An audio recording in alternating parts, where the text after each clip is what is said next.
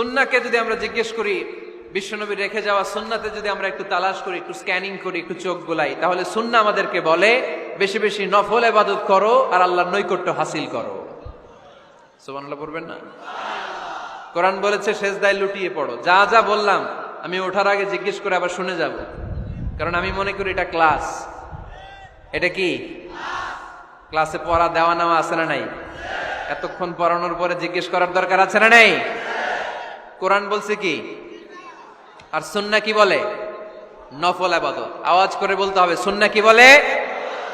বুখারীর বর্ণনা, আল্লাহর হাবিব সাল্লাল্লাহু আলাইহি ওয়াসাল্লাম বলেন, মা ইয়াজালু আবদি ইয়াতাকাররাবু ইলাইয়া বিন-নওয়াফিল। বান্দা যত বেশি নফল ইবাদত করতে থাকে, করতে করতে করতে করতে বান্দা আমার কাছের নৈকট্য প্রাপ্ত বান্দা হয়ে যায়। হাত্তা উহিব্বাহু, এরপর আমি আমার বান্দারে এত ভালোবাসি, কুনতু সামআহুল্লাযী ইয়াসমাউ বিহি। বান্দা যখন শুনে সে তার নিজের কান দিয়ে শুনে না, আমি আল্লাহর কানে শুনে। কুনতু বাসরাহুল্লাযী ইউবসিরু বিহি। বান্দা যখন দেখে নিজের চোখে দেখে না, আমি আল্লাহর চোখে দেখে। ওয়া ইয়াদাহুল্লাতী ইয়াবতিশু বিহা। বান্দা যখন কিছু ধরে বান্দার হাতে ধরে না, আমি আল্লাহর হাতে ধরে। রিজলাহুল্লাতী ইয়ামশি বিহা। বান্দা যখন হেঁটে যায় ওর নিজের পায়ে হাঁটে না, কেমন যেন আমি আল্লাহর পায়ে হাঁটে। আওয়াজ করে বলতে হবে আল্লাহু আকবার। মানে আল্লাহ বুঝাতে চাইলেন আমি তখন তার কান হয়ে যাই, আমি তখন তার চোখ হয়ে যাই, আমি তখন তার হাত হয়ে যাই, আমি তখন তার পা হয়ে যাই। আমার আর তার মাঝে আর কোনো ফারাক থাকে না, সে আমার একেবারে নিকটে চলে আসে। আওয়াজ করে পড়েন সুবহানাল্লাহ। তাহলে বান্দা যখন নফল ইবাদত করে তখন বান্দার হাত আর বান্দার হাত থাকে না, ওইখানে আল্লাহর হাত যুক্ত হয়ে যায়। বান্দার পা থাকে না, সেখানে আল্লাহর পা যুক্ত হয়ে যায়। বান্দা যখন দেখে নিজ চোখে দেখে না, আল্লাহর দৃষ্টিশক্তি সেখানে যুক্ত হয়ে যায়। চিল্লায় বলেন ঠিক কি না? এজন্য নফল ইবাদত করতে রাজি আছেন তো? সুনানে তিরমিজির বর্ণনায় আল্লাহর হাবিব সাল্লাল্লাহু আলাইহি ওয়াসাল্লাম বললেন, হাদিসে কুদসি, কিয়ামতের দিন বান্দার যখন ফরজে ঘাটতি হবে, কিসে ঘাটতি হবে? ফরজে। আল্লাহ পাক বলবেন, উনজুরু হাল্লি আবদি মিন তাতাওয়ু। ও ফেরেশতারা, দেখো তো আমার বান্দা নফল করছে কিনা। ফরজে যেহেতু তার ঘাটতি, দেখো তো আমার বান্দার কোনো নফল ইবাদত আছে কিনা। ফেরেশতারা বলবে আছে। আল্লাহ বলবেন, তাহলে ফরজগুলার যেহেতু ঘাটতি, নফল থেকে কিছু এনে ফরজে বসাই দিয়ে এগুলোর ফরজ বানায় দাও। এজন্য নফল ইবাদতের দরকার আছে না নাই? ফরজ তো করাই লাগবে, এটা কম্পালসারি, এটার মাফ নাই, এটা অব্লিগেটরি। নফল করে আল্লাহর কাছে যাওয়া যায়। নফল হচ্ছে ওভার টাইম। নফল ইবাদত কেমন? আওয়াজ করে বলেন। তাহলে কোরআনের আলোকে আমরা জানলাম যে আল্লাহর কাছে যেতে হলে কি করতে হয়? সেজদা দিতে হয়। আর সুন্নাহর আলোকে আমরা জানলাম আল্লাহর কাছে যেতে হলে কি করার মাধ্যমে কাছে যেতে হয়? আওয়াজ করে বলেন। নফল ইবাদত করতে রাজি আছেন সবাই? সবচাইতে শ্রেষ্ঠ নফল ইবাদত হচ্ছে কোরআনের তেলাওয়াত, ঠিক কি না? আল্লাহর হাবিব সাল্লাল্লাহু আলাইহি ওয়াসাল্লাম বললেন, নফল ইবাদতের মাধ্যমে আল্লাহর কাছে যেতে চাও, নৈকট্যপ্রাপ্ত বান্দা হতে চাও, আফদলুল ইবাদাতি তিলাওয়াতুল কোরআন। সবচাইতে যত নফল ইবাদতের লিস্ট হতে পারে, এই লিস্টে র্যাঙ্কিং এ 1 নাম্বার থাকবে কোরআনের তেলাওয়াত। এই কোরআন তেলাওয়াত করতে রাজি আছেন তো? তাহলে কোরআন তেলাওয়াত করব। 2 নাম্বার তাহাজ্জুদের সালাত পড়ব। কিসের নামাজ? হুজুর ফজরই পড়তে পারি না। ফজরই যে ফজর পড়ে তার জন্যই না তাহাজ্জুদ, ঠিক কি না? ফজরই তো পড়তে পারি না, তাহাজ্জুদ করব কখন? তাহাজ্জুদ পড়লে আপনার মর্যাদা বাড়ায় দিবে কে? রব্বুল আলামিন বলেন, ওয়া মিনাল লাইলি ফাতাহাজ্জাদ বিহি নাফিলাতান লাকা আসা আন ইয়াবআসাকা রাব্বুকা মাকামাম মাহমুদা। তাহাজ্জুদের নামাজ যারা পড়বে তাদের মর্যাদা বাড়িয়ে দেয় কে? কারণ ওই মুহূর্তে আল্লাহ প্রথম আকাশে নেমে আসেন আর ডাকে, আলা মিন মুস্তাগফিরিন আগফিরালা। কার ক্ষমা দরকার? ক্ষমা চা, ক্ষমা করে দেব। আলা মিন মুস্তাকসিন আকসুলা। কার খাবারের দরকার? পোশাকের দরকার? চাও, দিয়ে দেব। চাও, কার কি লাগবে? চাও, আমি দিয়ে দেব। এজন্য শেষ রাতের দোয়া আল্লাহ কবুল করে। এই যে রমজান আসতেছে না সামনে, কোন মাসে রমজান? এপ্রিলে। সেজদায়ে নত হও, অশ্রু ছাড়ো,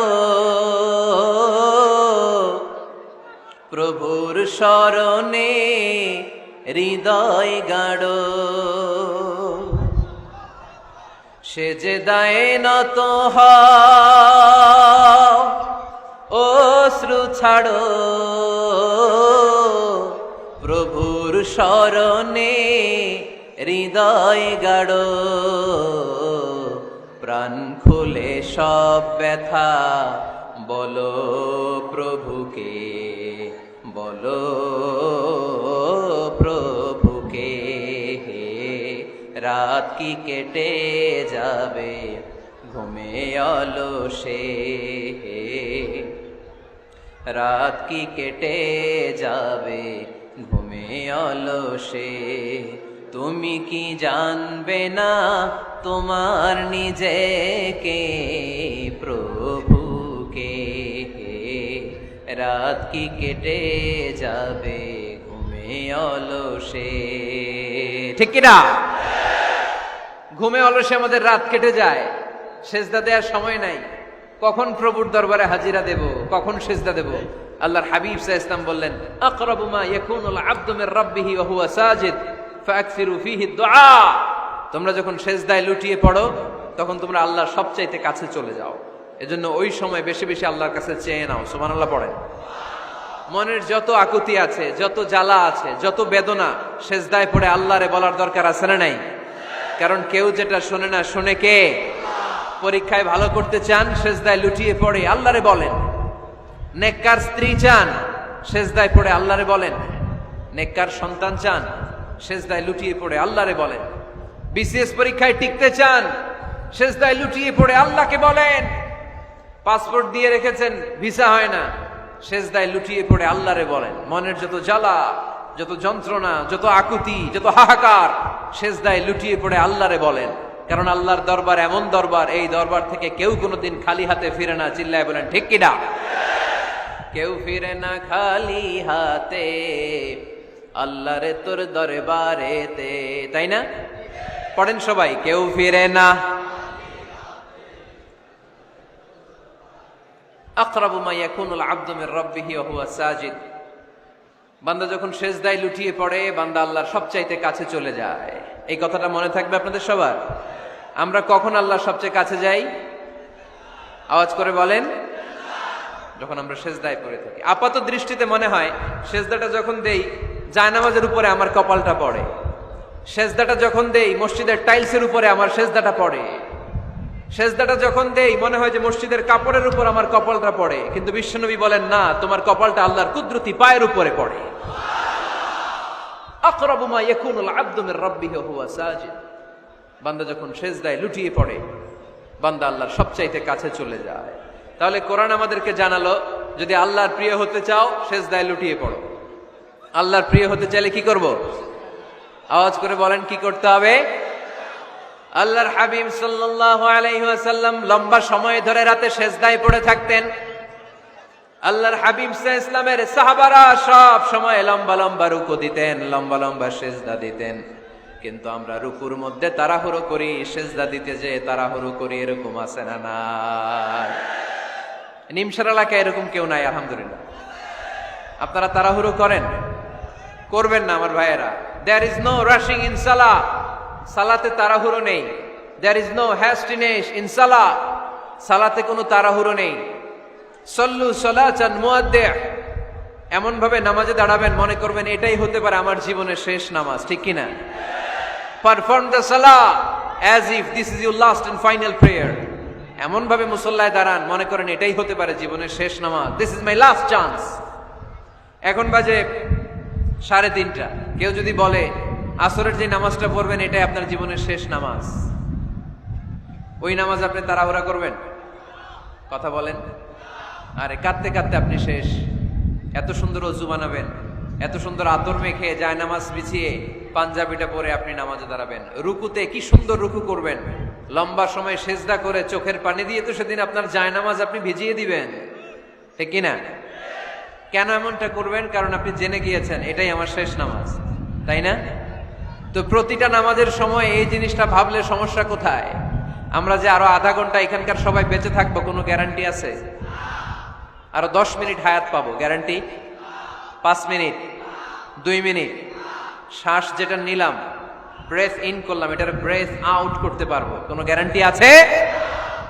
তো প্রতিটা সালাতের মুসল্লায় যখন দাঁড়াই এই চিন্তাটা আমাদের মাথায় আসে না কেন যে এটাই আমার শেষ নামাজ? সল্লু সালাতান মুআদ্দিন। আমার প্রিয় কুমিল্লাবাসী ভাইয়েরা, যখনই নামাজে আমরা দাঁড়াবো আমরা ভাববো হতে পারে এটাই আমার জীবনের শেষ নামাজ। এটাই জীবনের, ভাবা যাবে? আর লম্বা চূড়া রুকু করবেন, লম্বা সেজদা করবেন, রুকুতে পিঠটা সোজা রাখবেন। আল্লাহর হাবিব সাল্লাল্লাহু আলাইহি ওয়াসাল্লাম যখন রুকু করতেন পিঠটা থাকতো স্ট্রেট ফরওয়ার্ড, বাঁকাও না উঁচুও না। ওয়াকানা বাইনা যালিক। সাহাবারা বলতেন আল্লাহর হাবিব সাল্লাল্লাহু আলাইহি ওয়াসাল্লামের রুকুর পিঠের উপরে পানি ভর্তি কোনো গ্লাস রেখে দিলে গ্লাসটাও কাঁপবে না, পানিটাও পড়বে না। তার মানে বাঁকা ছিল পিঠ, তাই না? কি ছিল? সোজা। আবার আল্লাহর হাবিব সাল্লাল্লাহু আলাইহি ওয়াসাল্লাম বললেন সবচেয়ে বড় চোর যে নামাজে চুরি করে। সাহাবারা বললেন কাইফা ইয়াসরিকু ফিস সালাহ, নামাজে কেমনে চুরি করে? আল্লাহর হাবিব সাল্লাল্লাহু আলাইহি ওয়াসাল্লাম বললেন ইয়াসরিকু ফি রুকুইহি ওয়া সুজুদিহি, রুকু সেজদায় চুরি করে। এরকম নামাজ চোর আছে না নাই? রুকু থেকে সোজা হয়ে দাঁড়িয়ে কয়েক সেকেন্ড আপনি রিল্যাক্স করবেন। প্রথম সেজদা দিয়ে আপনি সোজা হয়ে বসে কয়েক সেকেন্ড রিল্যাক্স করবেন। কি করবেন? রিল্যাক্স। আওয়াজ করে পড়েন সবাই, রিল্যাক্স। নামাজে তাড়াহুড়ো নাই, সালাত হচ্ছে মেডিটেশন, রিল্যাক্স। এক সেজদা দিয়ে বসে আপনি রিল্যাক্স করবেন ধীরস্থির ভাবে, এরপরে দ্বিতীয় সেজদায় যাবেন। অনেকে সেজদা প্রথমটা দিয়ে কোন রকম মাথাটা তুইলেই আবার সেজদায় দৌড় মারে, আছে না নাই? রুকু থেকে স্ট্রেট ফরওয়ার্ড দাঁড়ানোর কথা, দাঁড়িয়ে 1-2 সেকেন্ড রিল্যাক্স করার কথা, ওইটা না করে রুকু থেকে কোন রকম মাথা তুলেই আবার সেজদায় দৌড় মারে, এরকম ডাকাত আছে না নাই? এরাই সালাত চোর। আমরা যেন নামাজ চোরের খাতায় নিজেদের নাম না চুলি, আমরা যেন বেশি বেশি আল্লাহর সেজদা দেই। তাহলে কোরআন আমাদেরকে জানালো আমরা যদি আল্লাহর কাছে যেতে চাই কি করতে হবে? বইলা গেছি, খাইয়া ফেলাইছি? আওয়াজ করে বলেন কি করবেন? আল্লাহর হাবিব সাল্লাল্লাহু আলাইহি ওয়াসাল্লাম সব সময় লম্বা লম্বা সেজদায় পড়ে থাকতেন। আল্লাহর নবীর সাহাবারা সব সময় লম্বা লম্বা সেজদায় পড়ে থাকতেন। আল্লাহ বলেন তারাহুম রুকআন সুজদা। আপনি দেখবেন আল্লাহর নবীর সাহাবারা আবু বকর, ওমর, উসমান, আলী রাদিয়াল্লাহু তাআলা আনহুম আজমাইন, তাদের স্বভাব ছিল বিপদে পড়লেই লম্বা লম্বা সেজদায় পড়ে যেতেন।